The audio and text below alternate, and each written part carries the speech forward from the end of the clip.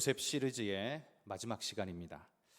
오늘은 세상 속에 살아가는 그리스도인이 어떤 자세로 세상을, 그리고 작게는 우리가 직장을 살아가야 할 것인지에 관해서 요셉에게 배우는 시간을 갖도록 하겠습니다. 직장은 세상을 살아가는 우리 모두에게 아주 중요한 것이죠. 단순히 벌어먹고 살아야 한다는 1차원적인 이유뿐만 아니라 그보다 더 많은 이유로 직장은 우리 인생에 매우 중요한 자리를 차지하고 있습니다. 그리스도인은 하늘을 바라보는 사람이기 때문에 땅의 직장이 필요 없을까요? 결코 그렇지 않죠. 그리스도인에게도 똑같이 매우 중요합니다. 천하게 여기는 듯 그렇게 말해야만 신앙이 좋다고 생각하는 것은 옳은 태도가 아닙니다. 그리스도인도 직장을 매우 중요하게 여겨야 합니다.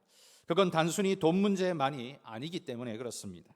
그리스도인이 직장을 대하는 태도에 있어서 우리가 꼭 생각해 봐야 할 몇 가지 점이 있습니다. 왜 우리가 그렇게 중요하게 생각해야 하고 특히 유념해야 하는가? 첫 번째 사실은 직장이란 우리의 인격이 가장 적나라하게 드러나는 곳이기 때문에 그리스도인은 그 직장이라는 것을 쉽게 생각하면 안 된다는 거죠. 돈이 목적인 사람에게 직장은 인격이든 뭐든 쓸데없는 것으로 치부하면서 돈벌이에 목을 매게 될 것입니다. 그러나 나중에는 결국 그의 행한 행위 때문에 후회하게 될 뿐입니다. 돈을 벌기 위해 인격을 팔아치우는 일은 우리 자신이 인간이 아니라 짐승의 수준으로 살고 있음을 스스로가 만천하에 드러내는 꼴이 되고 마는 거지요. 인간은 정말 그런 걸 위해서 살고 있을까요? 살기 위해서는 그럴 수밖에 없었다라는 변명이 정말 부끄럽지 않을까요? 직장 속에서도 인격적으로 잘 살아내는 분들이 많습니다. 그들 앞에서 그런 변명은 힘을 잃을 수밖에 없지 않겠습니까? 또한 직장만큼 압박감이 심한 것도 없기 때문에 그리스도인은 이 직장에 유념해야 합니다. 압박감이 좋아서가 아니라요, 현실적으로 압박감이 많은 곳일 수밖에 없기 때문에 그리스도인인 우리는 이런 압박의 세계에서 우리는 어떤 태도로, 어떤 자세로 살아야 하는가에 관심을 깊이 가져야 한다는 말입니다. 또한 직장은 우리의 능력을 평가받는 곳이기도 합니다. 그래서 우리는 관심을 가져야 합니다. 그리스도인은 무능력해야 신령한 것이 절대 아닙니다. 신앙이 위대한 혁명을 일으킨 것, 그것이 역사 속의 종교개혁 때만 있었던 일 정도가 아닙니다. 산업화가 단순히 기술 때문에 발전된 것만이 아니라 더 중요한 것, 그래야만 하는 이유를 제공한 것이 바로 신앙이었습니다. 노동에 대한 신성한 이해, 하나님께서 창조하신 세상을 인간에게 맡기시고 생육하고 번성하고 다스리라는 명령을 우리에게 주셨다는 이해, 하나님이 만드신 세상은 하나님의 법칙이 있다는 것을 깨닫는 이해, 그 이해를 발견하고 찾아가는 동력이 어디에서부터 왔는가? 그게 바로 성경 이해에서부터 출발했다는 거지요. 성경과 산업의 발전은 전혀 무관한 것처럼 느껴지지만 결코 아닙니다. 모든 역사 발전의 이유와 근거를 제공했던 것이 성경이라는 말입니다. 그러므로 그리스도인은 무능한 것을 신령한 것처럼 착각하면 안 됩니다. 그건 사명에 대한 망각 내지는 주인께서 맡기신 사명에 대한 직무유기입니다. 그러므로 그리스도인들은 비그리스도인들보다 더 열심히 있고 최선을 다하며 유능해야 합니다. 사회 발전과 더 나은 세계로의 진전을 이루어내는 책임 있는 자라는 사실을 잊지 말고 그 삶에 임해야 한다는 말입니다. 자, 그러면 그리스도인은 직장에서, 넓게는 세상에서 어떻게 살아야 할까요? 저는 오늘 요셉의 이야기를 마무리하면서 한마디로 요셉처럼 살자라고 당부드리고 싶습니다. 제가 요셉처럼 살자고 해서 요셉처럼 총리라는 높은 직위에 올라가십시오 라고 말하는 건 아닙니다. 누구보다 인생에 성공해야 한다, 그런 관점에서 말씀드리는 게 아닙니다. 물론 요셉은 유능한 그의 능력으로 높은 위치, 성공적인 삶의 모습을 가졌던 것은 사실입니다. 이주민으로서, 외국인이지 않습니까? 그가 어떻게 이주민으로서 그렇게 엄청난 자리에 오를 수 있었을까 생각해 보면 그저 놀라울 따름입니다. 그러나 제가 말하는 포커스는 거기에 있지 않습니다. 그의 성공과 직위가 아니라 그런 삶을 살아갔던 요셉의 가치관을 주목하자는 겁니다. 그리고 애굽에 떨어진 요셉의 삶이야말로 세상에 떨어진 그리스도인의 삶과 같은 좋은 샘플을 보여준다는 측면에서 우리는 요셉의 삶을 오늘 나의 삶으로 생각하고 주목해야 한다는 말이에요. 자, 요셉의 삶을 정리하면 저는 세 가지로 이렇게 여러분에게 권면드립니다. 첫 번째는 뭐냐면 요셉에게서 발견하는 그의 인생 전체의 첫 번째 가르침은 자신의 삶에 최선을 다했다는 겁니다. 복음송 중에 이런 찬양이 있잖아요. 요즘은 잘 안 부릅니다만, 죄 많은 이 세상은 내 집 아니네, 내 모든 보화는 저 하늘에 있네. 우리가 이 찬양을 20, 30년 전에는 아주 즐거이 널리 우리가 많이 불렀습니다. 그러나 이 찬양이요, 이 땅에 대해서는 무관심하게 아무렇게나 살아도 된다는 이야기를 하려고 이 곡이 있는 게 아니라는 사실을 우리는 유념해야 합니다. 이 찬양곡의 핵심은 이겁니다. 우리의 소망이 저 하늘에 있기 때문에 오늘 당신에게 주어진 삶의 여건과 문제와 아픔과 고통 어떤 게 있다 할지라도 낙심하지 마라. 우리의 소망은 하늘에 있기 때문에 그 모든 걸 이겨내고 극복하고 하늘 소망 가지고 넉넉히 살아가라는 그런 촉구의 핵심이 있는 거죠. 떠날 곳, 우리는 여기 우리 집이 아니야, 떠날 곳이기 때문에 대충 살라라는 말이 아니라 오히려 반대로 떠날 곳이기 때문에 오히려 최선을 남기고 가자라는 말입니다. 요셉은 역대 애굽의 총리 중에 가장 최장수 총리일 뿐만 아니라 최고 능력자의 총리였습니다. 바로의 고백이 이렇지 않습니까? 이와 같이 하나님의 영에 감동된 사람을 우리가 어찌 찾으리요? 여러분, 이거보다 더 훌륭한 인정과 고백이 어디 있겠습니까? 그는 한마디로 최고였습니다. 실력에 있어서도 최고였고요, 거기에 하나님이 도움이 더해져서 또 최고였고요, 뿐만 아니라 그가 진짜 최고일 수 있었던 건 그 땅의 백성들, 애굽 백성이지 않습니까? 자기 친백성이 아닌 애굽 백성, 그러나 그것이 남의 백성이라고 생각지 않고 내 백성이라고 생각하고 절대로 대충 살지 않고 최선을 다해서 살았다는 겁니다. 그는 남들이 보기에도 흠모할 만한 모습의 인생을 살았습니다. 보디발이 볼 때에도 그러했고 애굽 왕 바로가 볼 때에도 둘도 없는 사람이었습니다. 그러므로 여러분, 우리가 비록 죄 많은 이 세상은 내 집 아닙니다 라는 찬양을 우리의 정체성으로 고백하는 사람인 것은 맞지만, 그러나 그것이 세상에서 대충 살아도 된다는 면죄부가 아니라는 사실을 확실히 깨닫고 최선을 다하는 삶으로 살아가시기를 소망합니다. 비록 이곳이 내가 영원히 머물 곳이 아니라 할지라도 내가 머무는 동안 남겨놓을 나의 작은 역사, 그 역사가 충성되었노라. 하나님이 우리의 역사를 보시며 너의 역사는 참으로 충성되었구나, 네가 최선을 다해 살다 왔구나, 그렇게 말씀하실 수 있도록 그렇게 살아가시기를 소망합니다. 여러분, 그게 바로 그리스도인의 직업관 혹은 역사관인 줄 믿습니다.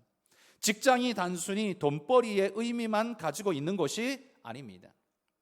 그것은 내 인생의 한 페이지이고 하나님의 영광을 드러내어야 할 성전이고 그리고 생명을 구원해야 할 곳이기 때문에 중요하고 의미 있는, 가치 있는 곳이라는 말입니다. 여러분들이 영향을 미치는 모든 이들을 위해서 최선을 다하며 살아가십시오. 여러분들에게 이 사명을 주신 하나님을 위해서 최선을 다해서 살아가십시오. 요셉이 그러했던 것처럼 우리도 그렇게 최선을 다하는 삶을 살아가기를 축복합니다. 요셉의 인생에서 발견하는 두 번째 가르침은 이겁니다. 물질 중심이 아닌 사람 중심으로 살았다라는 것입니다. 여기서 사람 중심이라고 말해서 하나님 버리고 사람 중심으로 살았다, 이런 말씀이 아닙니다.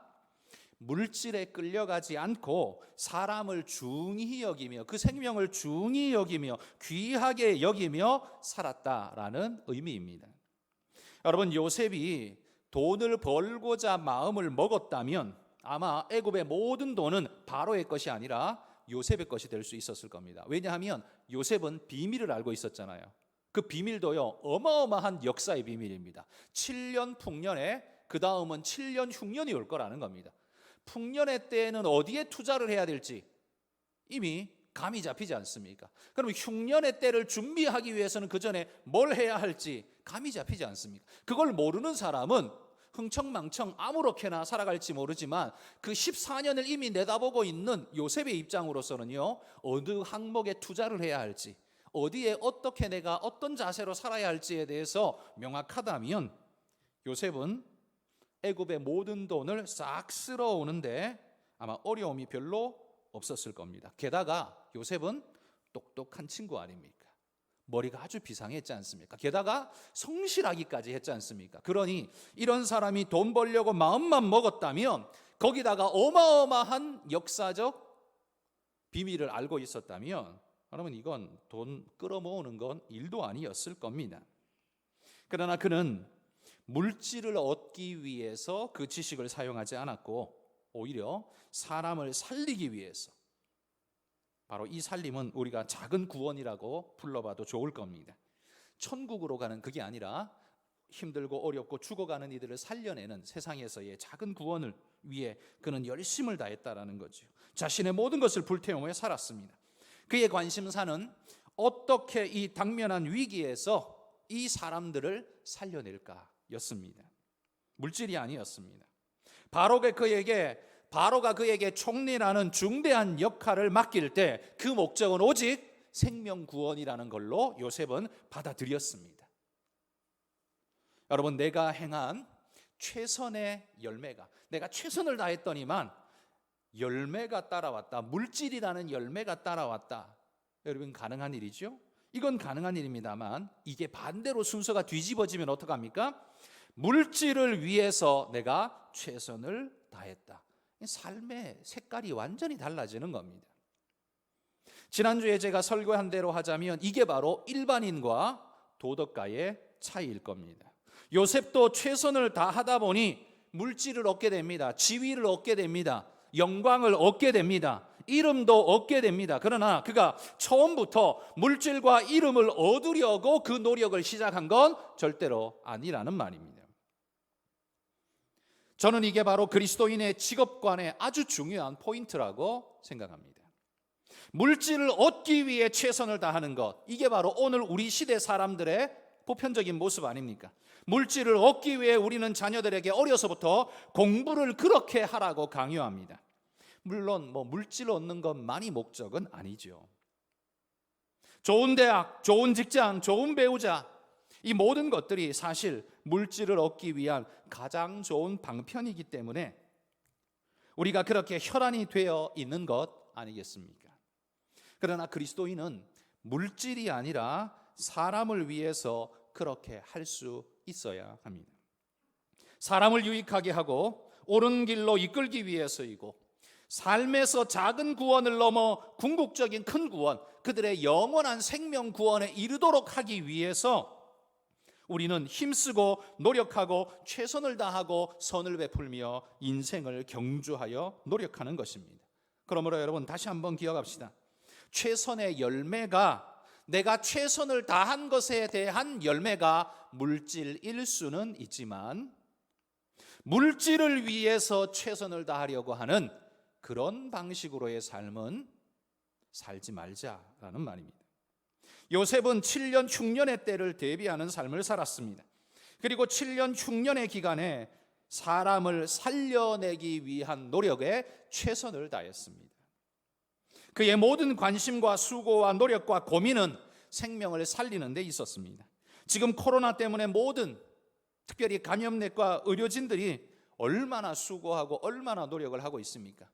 그리고 그들이 노력함에도 불구하고 여러 가지 물질적인 것들이 부족하기 때문에, 자원이 딸리기 때문에 어려움을 겪죠. 그래서 우리 교회도 이번 기회에 500만 원, 작지만 후원하는 마음으로 특별히나 어려움 당하는 대구 지역에 보내어서 열심히 살려내고 돕는 일을 할 수 있도록 우리도 요셉 같은 삶을, 우리는 능력이 의료 능력은 없으니까 돕는 능력으로서 돕고자 우리는 이 일을 어제 우리 당회가 결의를 했던 것입니다.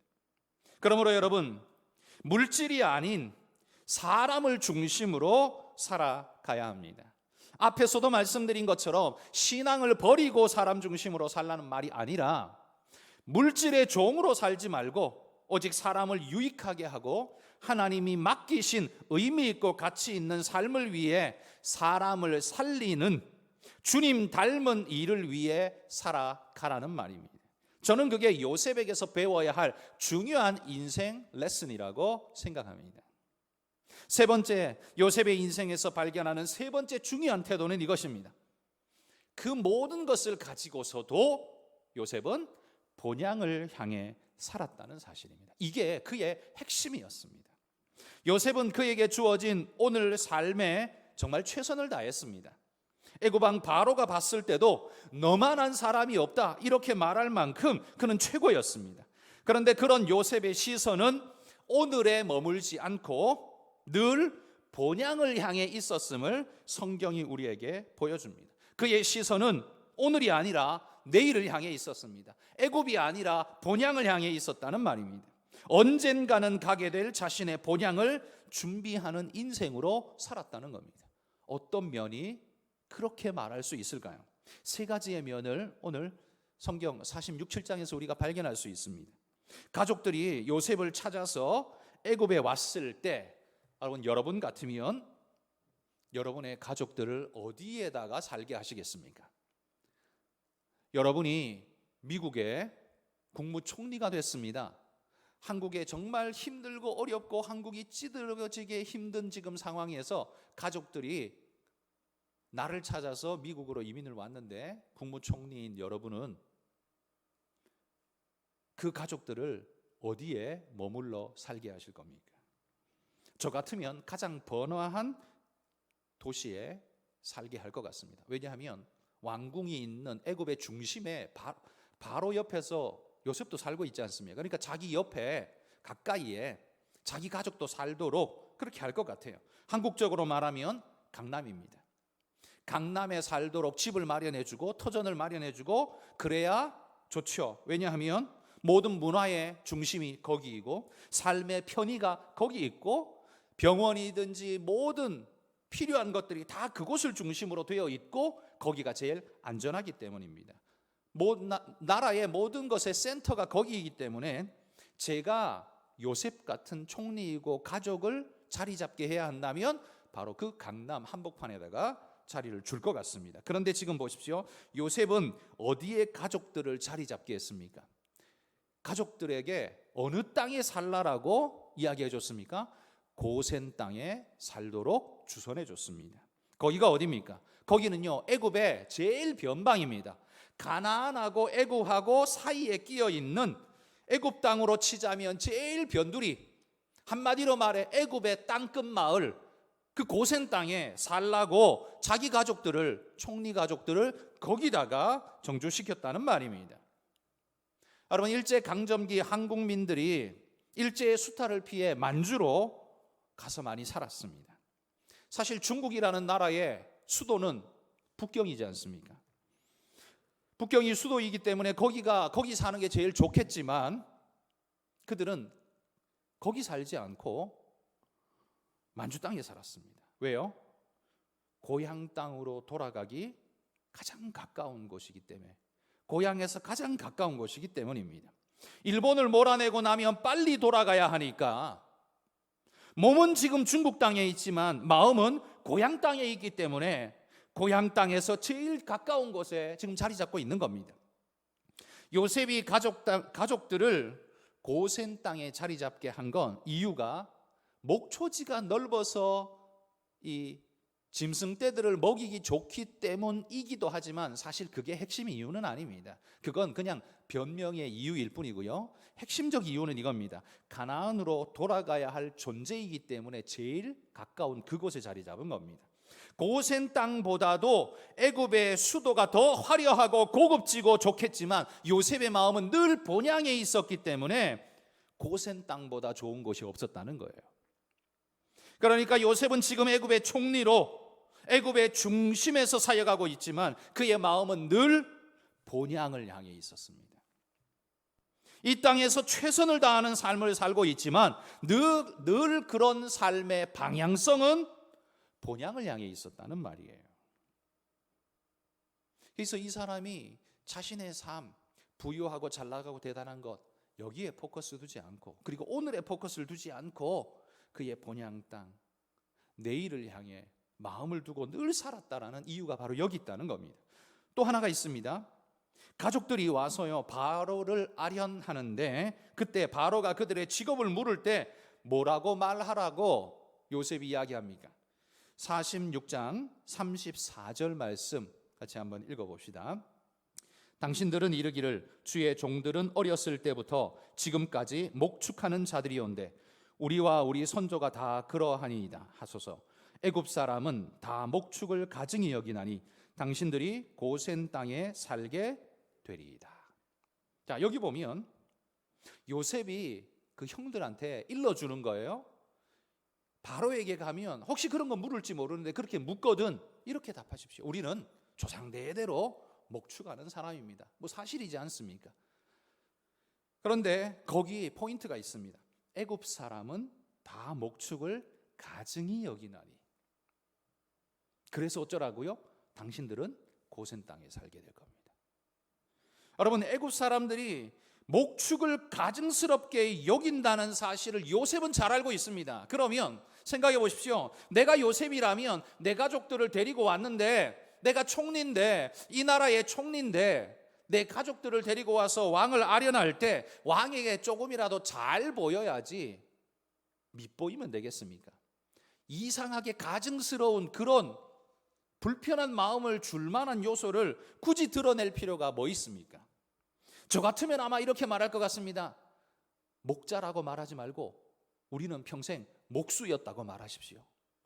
그래야 가증스럽게 여기지 않을 것 아닙니까? 그런데 요셉은 총리인데도 그 가족들이 애굽인들이 가증히 여김을 알면서도 목자라고 말하라고 말합니다. 그건 총리의 체면에도 문제가 생기겠죠. 예? 요셉이 우리가 가증스럽게 여기는 그런 존재야? 이런 생각이 들 수 있지 않습니까? 총리의 위상이 막 깎여 나가는 것 같지 않을까요? 게다가 요셉이 아무리 가족들을 잘 해줘도 애굽인들은 어떨까요? 저 가증스러운 존재들, 저런 가까이 하는 저 불가촉 천민 같은 존재들, 그렇게 여긴다면 행복할 수 있을까요? 그런 사람이 아무리 요셉의 애굽의 총리라 할지라도 그 가족들은 결코 애굽의 주류 사회로 진입하는 게 아마 불가능해질 겁니다. 그 하나만으로. 그런데 요셉은 목자임을 당당히 드러내라고 말합니다. 왜요? 정직하기 때문에. 그리스도인은 정직하게 살아야 되니까. 요셉은 정직하기도 했지만 그게 포인트가 아닙니다. 그렇게 말함으로써 그들이 우리 중심으로 오지 말고 저 변방에 살아. 애굽 왕이 그러겠죠. 총리의 가족이 어떻게 그런데 살면 안 돼. 우리 중심 수도에 와서 살아야지. 그런데 뭐라고? 목자야? 에이, 그럼 거기 살아. 이제 이렇게 된다는 거죠. 그러니까 요셉이 기대하는 바는 뭡니까? 고센 땅에 살도록 하는 겁니다. 왜요? 이유가 뭡니까? 본향 땅으로 가야 되니까요. 이유가 그거 하나라는 겁니다. 자기 체면이 깎인다 할지라도, 우리가 애굽의 주류 사회로 진입하는 장벽을 오히려 스스로 높게 만든다 할지라도, 그것이 우리 삶에 불편을 준다 할지라도 본향을 향하는 내 마음에, 우리의 자세에 우린 그거 버릴 수 없다는 거죠. 그래서 고센 땅에 머무르기 위해서 요셉은 그걸 감내했다는 말입니다. 애굽인들과 구별되어 고센 땅에 살 수 있기 때문에 그는 목자라는 사실을 밝히는 걸 결코 숨기지 않았다는 겁니다. 여러분, 이렇게 하는 이유가 무엇이겠습니까? 애굽에 인싸가 되는 게 그들의 목적이라면 결코 그렇게 하지 않았을 겁니다. 그러나 요셉은 자기 가족들이 애굽의 인싸가 되는 중심의 사람들이 되게 하는 것, 그걸 원한 것이 아니었습니다. 오히려 애굽의 아웃사이더가 되더라도 그럴지라도 우리는 여기의 존재가 아니라 우리는 본향의 존재라는 걸 잊지 말라라고 요셉은 그렇게 지금 우리에게 가르쳐 주는 겁니다. 그래서 애굽의 수도가 아닌 애굽의 변방, 변두리, 고센 땅을 택합니다. 애굽인들이 가증스럽게 여기는 자신들의 직업을 솔직하게 드러냅니다. 요셉은 자신들이 애굽의 인사가 되기보다 하나님 나라의 인사가 되기를 늘 바랬기 때문에 그거 구애하지 않았다는 말입니다. 마지막으로 세 번째, 요셉이 본향을 바라는, 하늘 바라는 존재였다는 증거가 어디 있냐 하면 요셉은 자신의 매장지를 애굽이 아닌 가나안으로 명확하게 못 박아 버립니다. 명색이 애굽의 총리인데 무덤이 애굽에 있어야 하지 않겠습니까? 총리의 무덤은 또 얼마나 큰 봉분을 세우겠습니까? 얼마나 화려한 무덤을 가지겠습니까? 그 무덤이 곧 그의 후손들에게는 영광이 될 겁니다. 기회가 될 겁니다. 그런데 그거 하지 말라는 거예요. 창세기 50장 25절에 보면 이렇게 당부합니다. 같이 읽어봅시다. 요셉이 또 이스라엘 자손에게 맹세시켜 이르기를 하나님이 반드시 당신들을 돌보시리니 당신들은 여기서 내 해골을 메고 올라가겠다 하라 하였더라.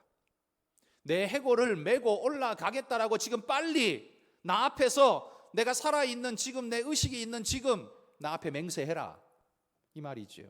어디로 메고 올라가라는 겁니까?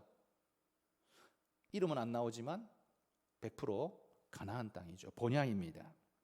요셉은 자기 가족들이 결국 본향으로 가야 할 존재임을 알고 있었습니다. 아무리 자신이 애굽의 총리이고 실권이 있어도 여기가 자신들의 영원한 거처가 아님을 알았다는 말이에요. 그리고 고센 땅에 머물게 했고 애굽인이 가증스럽게 여기는 목자라는 직업을 숨기지 않고 드러내게 했고 결국 자신의 뼈조차도 이 땅에 묻지 말고 내 고향 땅, 내 본향 땅에 묻도록 파가지고 가라, 그런 말을 지금 하고 있는 겁니다. 여러분, 이 정도면 요셉이 비록 애굽을 살았지만 애굽의 높은 총리의 직위에 있었지만 그리고 애굽을 위해 최선을 다해 노력한 사람이기는 하지만 그의 시선은 늘 애굽이 아닌 본향에 있었음을 보여주는 건 아니겠습니까? 그의 마음은 애굽이 아닌 하나님께 있었음을 우리에게 보여주는 건 아니겠습니까? 여러분, 그래서 저는 이게 바로 그리스도인의 삶이라고 생각합니다. 그리스도인은 하늘 백성이기 때문에 이 땅에서 대충 살고 게으르게 살아도 되고 사회 일은 하지도 말고 교회 와서 늘 기도회만 하며 찬송가나 부르고 기도만 하고 그렇게 살라, 아니라는 말입니다. 그게 아니라는 말입니다. 우리의 직업이 무엇이든 직급이 무엇이든 얼마나 영광스럽든 우리의 시선은 늘 본향을 향해 있어야 한다는 사실입니다. 그리고 우리의 시선이 본향을 향해 있을 때 진실로 이 땅에서 거짓되지 않을 수 있고요, 유혹에 쉽게 무너지지 않을 수 있고요, 헛된 데 내 발이 미끄러지지 않을 수 있는 능력이 내 안에 살아나게 된다는 겁니다. 내가 아무리 잘 지키려고 애를 써도 인간의 능력은 미끄러지기 마련입니다. 그러나 우리의 시선이 하늘을 향해 있고 하나님을 향해 있으면 여기 유혹에 훨씬 더 잘 이겨낼 수 있고 미끄러지지 않고 하나님 붙잡는 일이 가능하고 그런 삶을 살 수 있는 겁니다. 그러므로 여러분, 하늘을 향해 살아가시기를 바라고 소망합니다. 최선을 다하시고 사람을 위하는 삶을 살아가시기를 바랍니다. 그러나 궁극적으로는 우리는 무엇을 향하는 사람이라고요? 하늘을 향하는 사람이라고요. 여기에서 사람들을 살려내고 최선으로 땀을 흘려서 그들을 위해주고 사랑해주고 노력을 하고 헌신하지만 결국 우리는 뭘 보고 웃는 사람이냐 하면 하늘을 보고 미소 짓는 사람이라는 말입니다. 그게 그리스도인이라는 말입니다. 그렇기 때문에 우리는 하늘이 있기 때문에 오늘 우리가 발을 담고 있는 이곳에서 더 최선을 할 수 있고, 더 헌신을 할 수 있고, 더 순결할 수 있고, 더 열심을 낼 수 있다는 말입니다. 저는 이런 고매한 삶은 그리스도인이 아니면 거의 불가능하다라고 생각을 합니다. 우리는 우리의 본질이 하나님에게서 온 본향을 가진 존재라는 것을 확실히 믿기에 그렇게 살 수 있습니다. 그런데 여러분, 이 땅이 전부인 사람을 한번 생각해 보십시오. 이 땅이 전부인 사람은 그렇게 살 수 있을까요? 그런 기대가 있을 수 있을까요? 그런 디딤돌이 있을까요? 오늘 이 유혹을 이겨낼 만한 근거가 있을까요? 이 땅이 전부인 사람은 그렇게 살기가 매우 어려울 것입니다. 그렇게 못 산다라고 단정 지을 수는 없겠지만 그러기가 참으로 어려울 것입니다. 여러분, 우리가 그리스도인이기 때문에 세상에서 손해보고 산다고 생각되지만 오히려 뒤집어 놓고 지금 이렇게 생각해 보십시오. 그리스도인이기에 얼마나 큰 혜택을 받고 살아가고 있는가. 하나님께서 보장해 주신 어마어마한 혜택을 우리는 깔고 살아가는 존재이기 때문에 이 얼마나 어마어마한 혜택에 있는 사람인가. 세상이 우리를 좀 못 살게 해도, 공격을 해도, 어렵게 해도 우리에게는 하나님이 주신 이 어마어마한 축복과 혜택이 우리에게 있으니 여러분, 우리가 얼마나 복된 자인가라는 말입니다. 오늘 우리가 살펴본 요셉이 아름답게 애굽을 살았던 것처럼 천국을 살아갈 우리 모든 동지 여러분, 하늘 백성 여러분, 우리가 사는 이 세상 대한민국이라는 땅에서 가장 아름답게 살아서 여러분 이름을 남기시고 또 의미를 남기시고 종국에는 하나님의 영광을 남기시는 그런 아름다운 인생, 그런 멋진 인생을 살다가 마지막에 부를 노래, 우리의 인생 최후에 부를 노래, 그거지 않습니까? 죄 많은 이 세상은 내 집 아니네, 내 모든 보화는 저 하늘에 있네. 정말 우리가 마지막에 불러야 할 아름다운 천국의 환송의 노래, 그 노래를 정말 아름답게 부르며 주님 앞에 갈 수 있는 그런 믿음의 모든 식구들이 되시기를 주의 이름으로 축복합니다.